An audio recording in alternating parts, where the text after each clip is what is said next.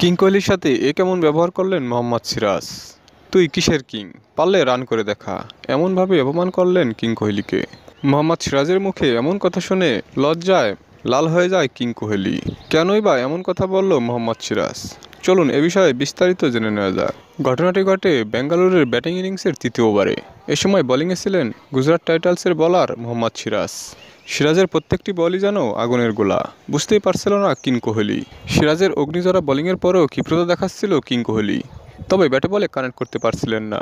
তাই তো কিং কোহলিকে এভাবেই অপমান করেন মোহাম্মদ সিরাজ, বলেন আগে ব্যাটে বলে কানেক্ট কর। তবে মোহাম্মদ সিরাজের এমন রাগান্বিত কথাবার্তা দেখে মাথা নিচু করে দাঁড়িয়েছিলেন কিং কোহলি, জবাবে কোনো প্রতিক্রিয়া দেখাননি। তবে ক্রিজে বেশিক্ষণ টিকে থাকতে পারেনি কিং কোহলি। দর্শক, কিং কোহলির সাথে মোহাম্মদ সিরাজের এমন বাজে ব্যবহারকে আপনারা কীভাবে দেখছেন, অবশ্যই তা কমেন্টে জানিয়ে দিন।